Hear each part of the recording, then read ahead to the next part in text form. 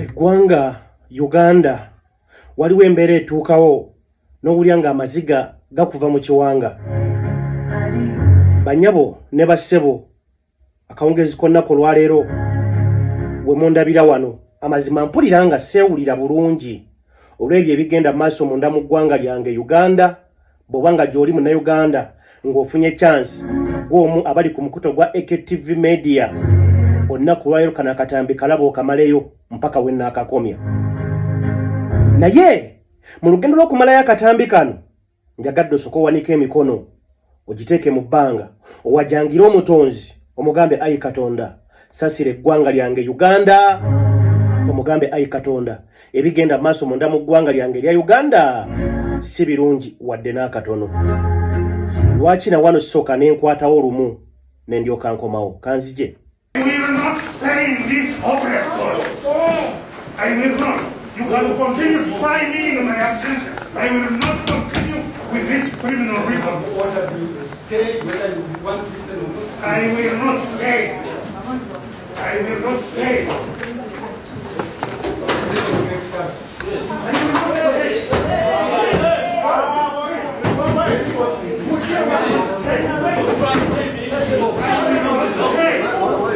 If I stay, you will not.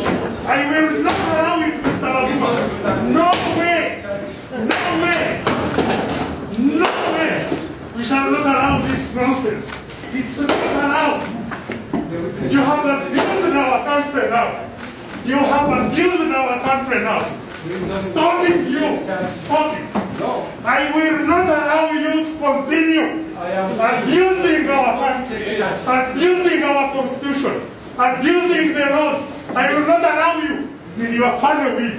I will not allow you. If you don't want to sit, I go out. No. The other people. Go to them. But they came. Whoever doesn't want to sit, then go out. We will not allow this. We will not allow this. Don't tear my papers. Don't want to sit. Go to them. Go to them. Stop it. You can take me out, but you will not keep me here quiet. I will not keep you quiet. No way. You can take the papers, they must take my mouth also. My mouth will continue talking. I will say you are raping our constitution. You are raping our courts. You are raping the law. We shall not allow this. It has to have a stop. It has to have an end. It has to have a stop. We shall not allow it. Oh, we shall not allow it, yes. I will make an alarm for the whole country to know what is going on here. This nonsense must stop. This nonsense must stop. This nonsense must stop. This nonsense must stop. This nonsense must stop. You can handcuff me, but this nonsense will have to stop. You must close my mouth if you want. I will not keep quiet. I will not keep quiet. I will not allow this nonsense to continue. I will not allow this nonsense to continue. You will not. Stop, stop, stop, stop. You Stop, stop, stop, stop. The plan over Stop, stop, stop, stop. Stop, stop, stop, stop. With who? Stop. With Dr. Kizza Besigye, with Frank Kahiri, and Joel Wakahima.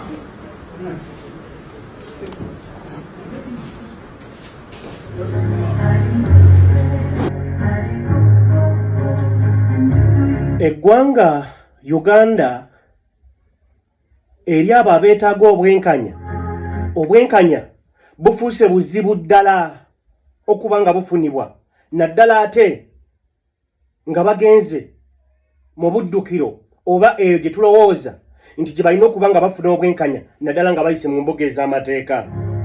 Bassebo ne bannyabo, akatambi kova okulaba akali ku sukuliniyo ka retired Dr. Kano Kizza Besigye amaziga gampiseemu. Mpulira ebiyengeyenge ku mutima n'ennaku n'obulumi nga byonna biri mu nnyaffe ggwanga Uganda, nga bikolebwa ku munnansi wa ggwanga Uganda. Bassebo ne bannyabo, omuntu ali mu kkomera almost amazeyo emyaka 2 watuukira okwekyanga okwenkanidde wano mu maaso g'omulamuzi, amazima gali nti ekibeera emabega we bubeera bulumi, bubeera bukoowu, okukoowa n'okutamwa n'obulumi obungi ku mutima. Lunaku lwaleero retired Dr. Kano Kizza Besigye y'omu nga tuli eri owa Muwanga Kivumbi, musajja wattu naye abadde mu High Court mu maaso g'omulamuzi Baguma. Mu bigambo bya Besigye agambye nedda ekimala tetuyinza kukkiriza ggwanga nga mwefula mulitambuliza ku mutendera gw'obutujju naye nga mwagala okusiiga ekifaananyi nti mugendera ku mateeka. Besigye agenze maaso n'akuba omulanga n'ategeeza omulamuzi Baguma nedda ekimala nedda, n'amugamba stop, yimiriza byonna by'okola, lekeraawo empisa gy'oyisaamu nze ne bannange okutwaliza awamu eri bannayuganda nga weesigama nti oli mu kukwasisa mateeka. Bassebo ne bannyabo, bw'atyo Dr. Kano Kizza Besigye bwe yeekandaze, amazima teeberezaamu. Nkugambye omuntu aludde mu kkomera ng'abaddeyo omwaka gumu 2-3, kitegeeza amanyi buli mbeera yonna eri mu kkomera eno na buli step gy'asobola okukola mu maaso g'omulamuzi kye kisobola okugivaamu. Wandibadde osuubira nti omuntu ono yandibadde mugonvu oba oliawo, era nga ge mazima, kubanga bino ebikolwa oba bino video gye muli mu kulaba retired Dr. Kano Kizza Besigye akaseera kaabaddemu ako, amazima omulamuzi muwulidde ng'atowa order bw'oba nga toyagala kutuula bakufulumye bakujja wano ogende. Besigye n'amugamba sigenda kutuula, n'amugamba sirika sigenda kusirika. Kireetera oba oliawo abalina obuyinza okulaba nga gw'abanyoomi n'okugulwako fayiri endala kisoboka.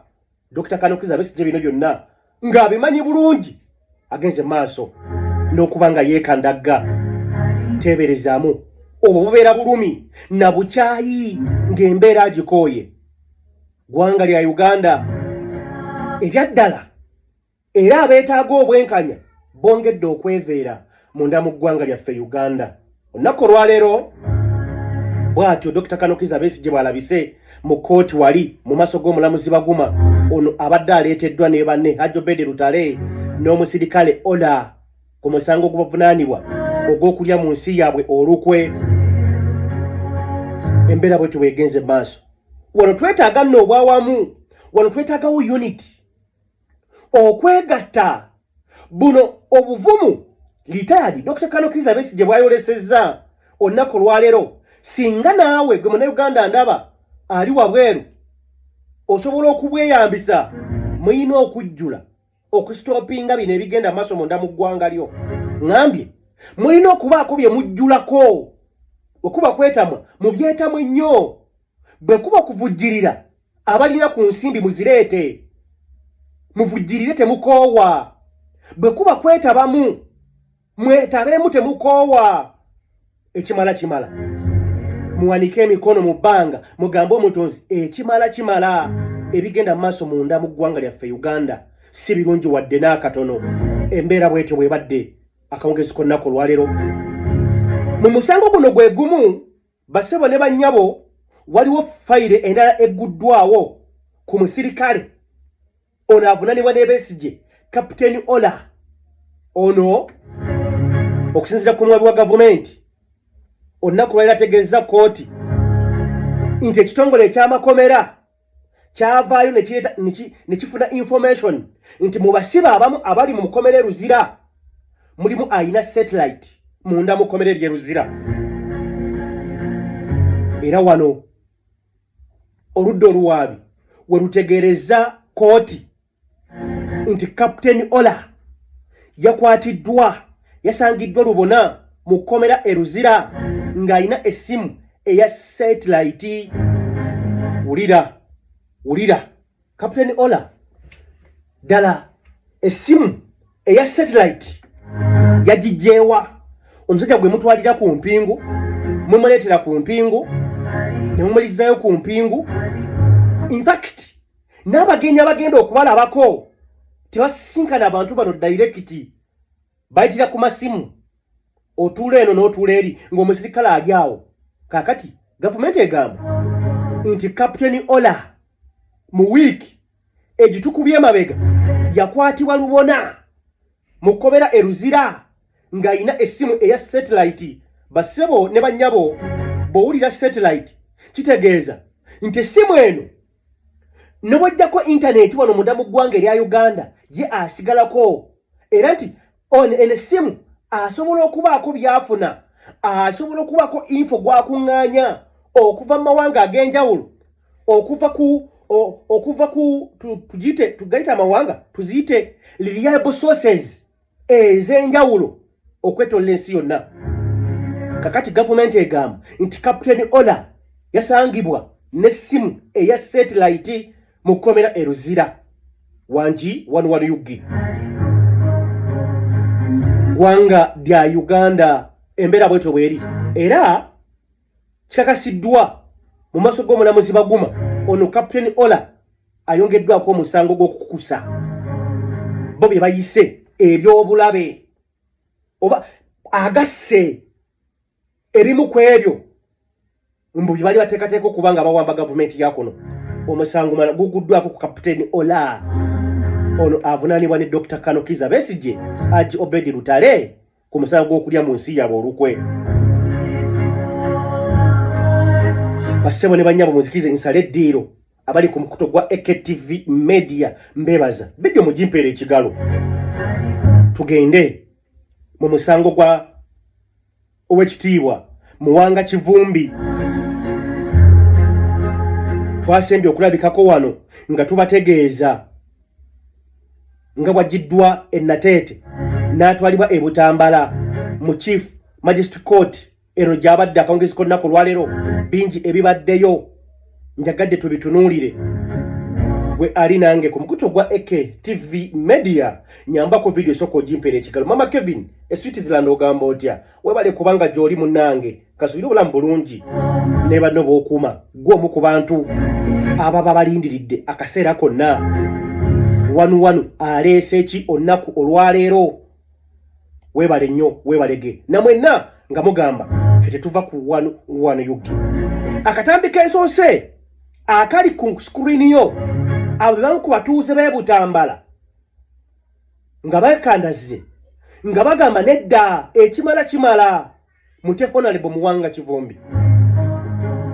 Baseba ne bannyabo mwezikirize nziremu mbawa akatambi kano oluvannyuma.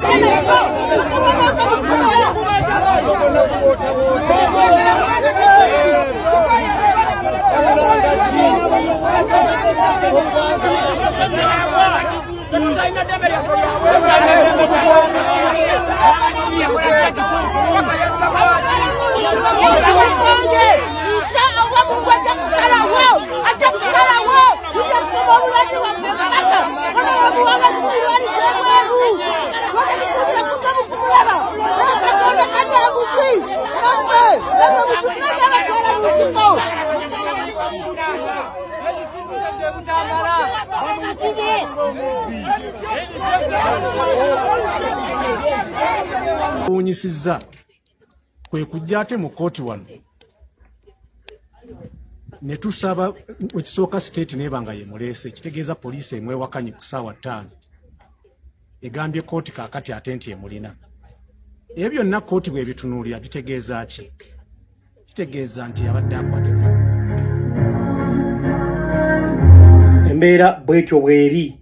Kanso Muyizi abuuza ddala omuntu abadde awambiddwa nga poliisi yakavaayo netugamba nti siffe tetumanyi ko tumuyina kyokka n'aleetebwa ffe nga bannamateeka tugezezzaako okuba nga tulaga poliisi nga tulaga kooti nti okusinziira ku process Muwanga Kivumbi gy'abaddemu watuukidde okujja wano bubadde bumenyi bw'amateeka era nga kiri mu giraasi nti webanga kooti ddala kituufu ekola era egoberera amazima wano Muwanga Kivumbi wennyini abadde tavaawo abadde atebwa buteebwa ne yeeyongerayo naye si bwe gubadde Muwanga Kivumbi agenze mu maaso n'okuba nga asomebwa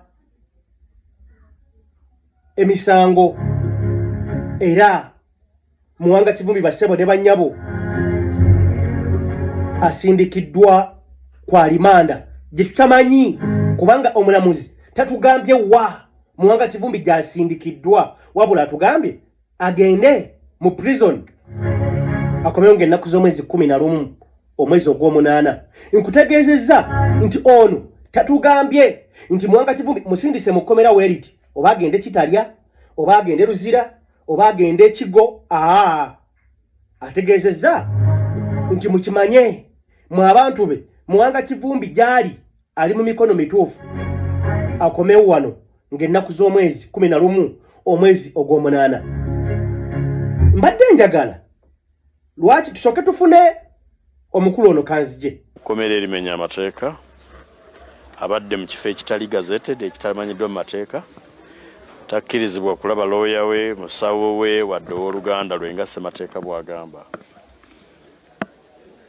Omulamuzi ne tumutegeeza nti gavumenti yetupapizza olwaleero bamujje gye babadde bamukweka gye babadde bagaanye n'okutegeeza kooti okuva lwe twateekayo okusaba mu kooti enkulu ennaku z'omwezi 16 omwezi gw'omusanvu gavumenti yagaana okwanukula yagaana okwogera wa gyemukuumira abasirikale owa poliisi n'omusirikale w'amagye nga bamwegaana naye olwaleero tebatubuulidde oba bamulonze ku kkubo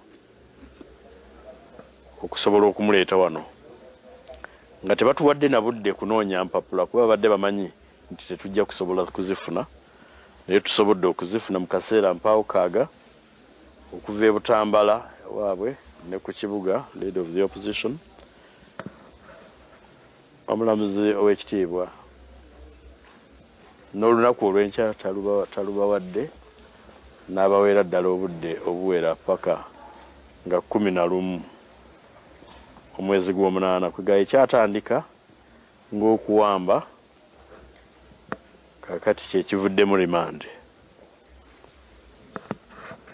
Tubadde n'okweraliikirira kungi olw'okubeera nga munnaffe tumunoonya tetumulaba.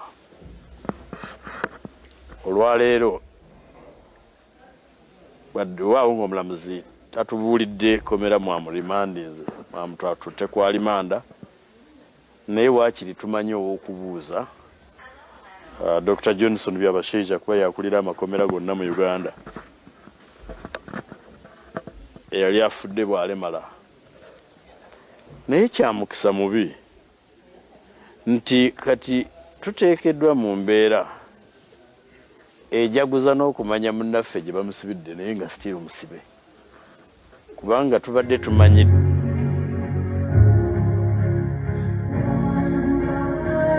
sigenda kuddamu kigambo na kimu byonna nga obiwulidde byebyo abadde Lubega Sseggona akali amaggwa ebigambo mubiwulidde byonna nga wabimenyeemenye eri muganda waffe Muwanga Kivumbi.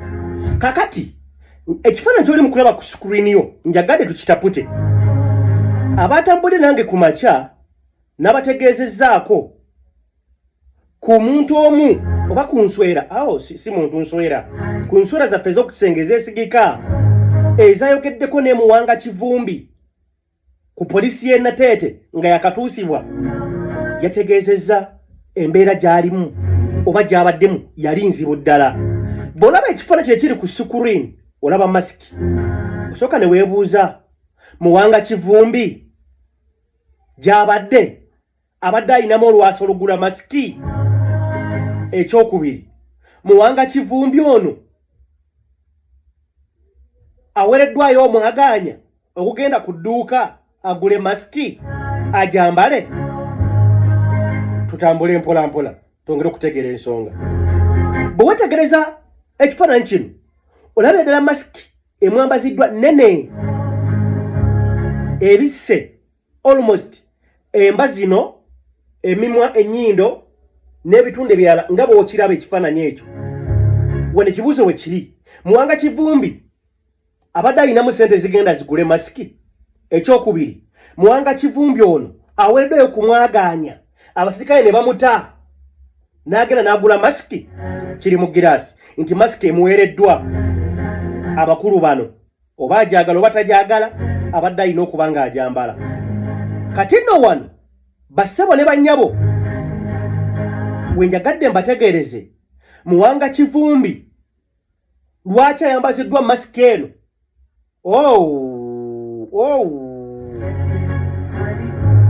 Abadde ebikovukovu eby'ebiwundu bye yafuna bibadde bikyaliko nga birabika.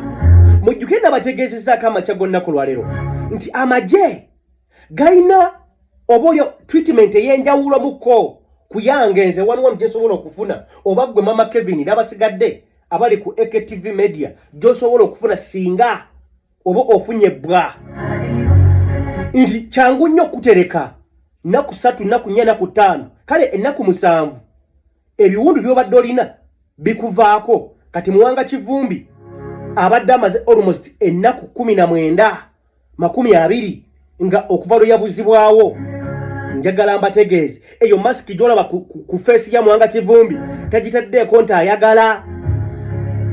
Abadde wakyaliwo ebikovukovu ebyanika obujulizi ku byogerebwa nti Muwanga Kivumbi yatulugunyizibwa. Kyova olaba nti taggyeeko masiki biragiro si kwagala kwe. Abakulu bamugambye n'ogeza ogikwatako ojja kajjuntuka. Mu kilaasi tuli ffenna. So masiki ejo oli mu kulaba ebaddewo lwa nsonga Muwanga Kivumbi awo wennyini akyalinawo agakovu agamutiisibwako obusajja lwe baamukwata lwe baamutwala mu ntulugunyizibo gy'abadde okutuusa walabikidde amakya g'onnaku luno olwaleero. Nga nva ku Muwanga Kivumbi njagala mbategeeze nti omulamuzi wadde atugambye ennaku z'omwezi 11 ogw'omunana lwaleetebwa titutegedde wa waatwaliddwa. Kano nkaddamu ngenda kalemerako nnyo.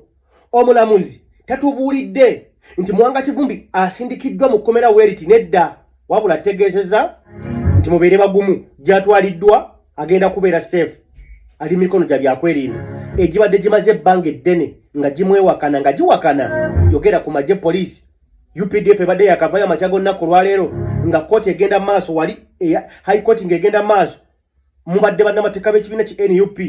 UPDF ebadde maze okwesa amati siffe tubalina siffe. Kakati poliisi omulamuzi atugambye nti bano bagenda okuba nga bamuyina. Njagadde njogereko ne katambi kano. Njagala bw'oba nga weetegereza akatambi akali ku sukurini kitongole kya joint counterterrorism, kitongole kikaka kya butujju. Njagala weetegereze engeri gye beetudde Muwanga Kivumbi jati ekitegeeza nti Muwanga eggwanga lino Muwanga Kivumbi mutujjwe.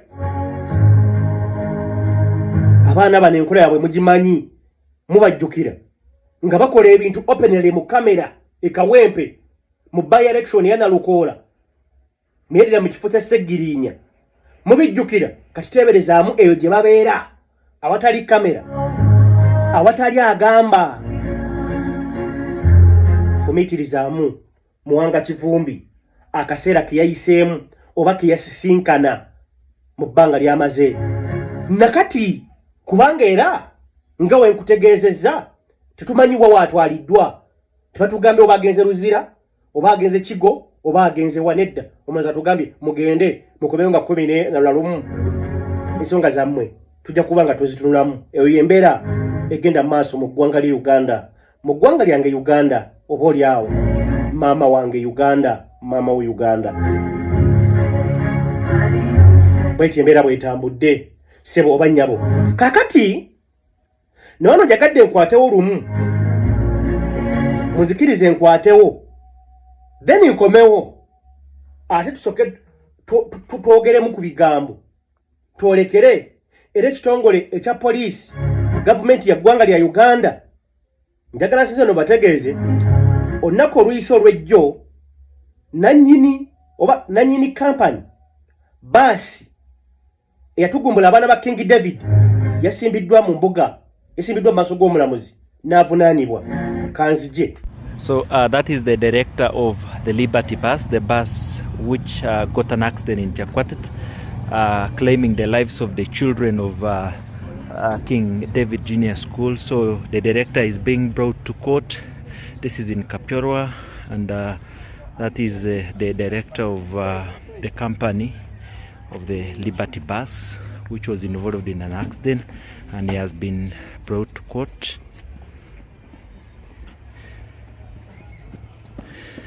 This is happening in Kapyorwa.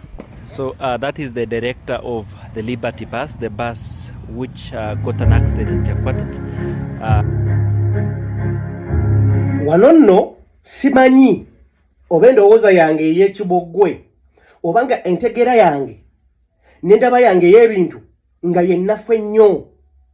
Mbategeezezaako nti akatambi koli mu kulaba mu sikuriini yo mu kaseera kano, akatambi kano koli mu kulaba ku sikuriini yo mu kaseera kano, oyo ye nannyini baasi oba ye nannyini kampani baasi eyo eyakola akabenje abaana b'essomero abawera ddala 6 dayirekita w'essomero eryo n'abasigadde obulamu bwabwe mu bwagendera bitundu bya Kapchorwa eyo waggulu. Omukulu ono yasimbiddwa mu mbuzi ekogga, yasimbiddwa mu maaso g'omulamuzi e Kapchorwa n'avunaanibwa emisango. Wano nno nze nga bino byange si bya mukutu gwa AKTV nedda, byange nga wanu UG. Njagala nfumiitirize nawe kankusabe fumiitirizaamu omusajja ono ddala kituufu akwatibwe era anaamukwata poliisi basebole bannyabo. Bwe kibanga ensonga yakwasiza omusajja ono nti emmotoka ye teyali ku mutindo gumala kutambula lugendo lwe yatambula okuva mu kibuga Kampala n'erokera ebitundu ebya Kapchorwa.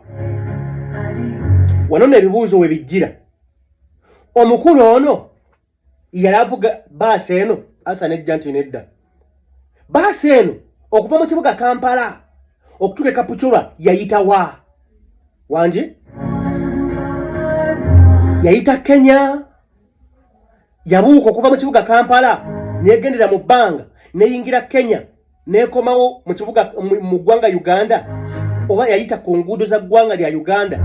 Kubanga nsuubira omuntu agenda e Kapchorwa osobola okweyambisa amakubo ndowooza nga 2.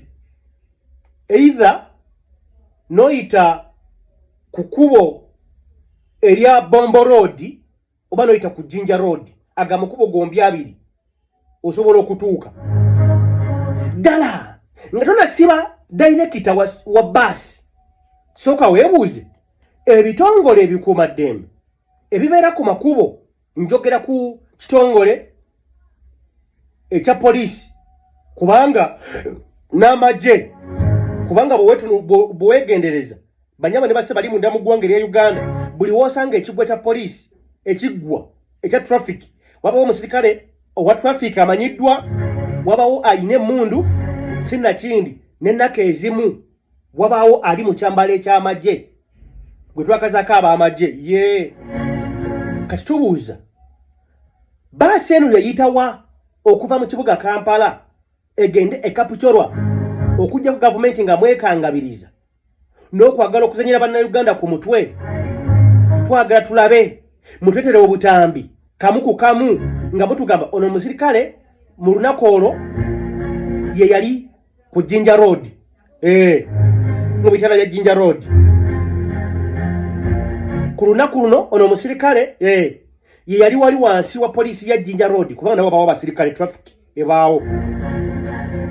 Nawali kukigenda ku Mubuzi enakawa mu bitale ebiri awo wetya okuba oba traffic yambuka waggulaawo ng'agenda ku URA we bakakola ku kikubo ekidda enaggulu ku police headquarter nawo waliwo aba traffic babeerawo mwana tunga beefuula serious bakola kirira wansi muka junction ku kigenda Entinda n'ekyambuka Embuya waliwo abasirikale aba traffic weyongereyo ekireka botyo n'okutuuka Kapchorwa kyali kizibu oba kizibu nnyo okulowoozesa abantu nti omuntu asobola okuva e Kampala n'avuga emmotoka n'egenda n'etuuka Kapchorwa nga teyimiriziddwa musirikale yenna. Kitegeeza abasirikale bano abali ku makubo tebalina bukugu bumala kibuuzo nkibuuza. Kitegeeza abasirikale bano baasulayo gwa nagamba tebagoberera oba tebekkaanya muleke mugende mukwata twagala musoke nga temunnakwata musajja oyo na kumusimba mu mbuga z'amateeka. Inno kino kiri mu kubalya mutuyambeko mukwate ne ku basirikale abali ku nguudo ku lunaku olwo baasi eno yagendera Kapchorwa ng'eva mu kibuga Kampala. Gwanga lyange Uganda embeera bwetyo bweri basebo ne banyabo waki temunzikiriza ne mbasiibula ne mberekereza kawungezi konna kuno lwaleero muzikirize mbajjukize ng'ennaku z'omwezi 10 omwezi ogw'ekkumi mbayita wali ku Daludiba and Road e Kololo mujje mumpagire mu 15th anniversary fairo ku meza live mu class 11 UG mbakola ku lunaku mujje mumpagire tugenda kukola programu 2 live ku stage fairo ku meza tugenda jukola live ne mu class joliko mu kaseera kano tugenda jukola live ku stage ngenda kuzomwezi 10 omwezi ogw'ekkumi abayimbi tuyina bangi ba comedian ba tiktokers bonna we bali ku lunaku olwo mujje mumpagire ticket mitwalo 2 mitwalo 5 mitwalo 3 mitwalo 5 nakakadde bonna we yagadde woba okwata gwe muganda wange ali munda mu ggwanga erya Uganda nawe ali wabweru waalyo mpagira ticket weziri zitundibwa oli waddemba okunnonyaako ku namba y'essimu 0759 02M 764 WhatsApp namba togere ebisingawo n'akasente koyagala okubanga okulamu ticket okateeka ku namba eyo kajja kutuuka enamba eyo eri mu mannya ga Aisha Nakawungu 0759 02M 764 Aisha Nakawungu mobile money ate era nonyako ku WhatsApp tongere okubanga togere ebisingawo ku nteekateeka ez'ekivulu ngenda kuzomwezi 10 omwezi ogw'ekkumi wali ku Daludiba and Road e Kololo mbasiibudde atakumira mpeera abankumire. Assalamu alaikum wa rahmatullahi ta'ala wa barakatuh.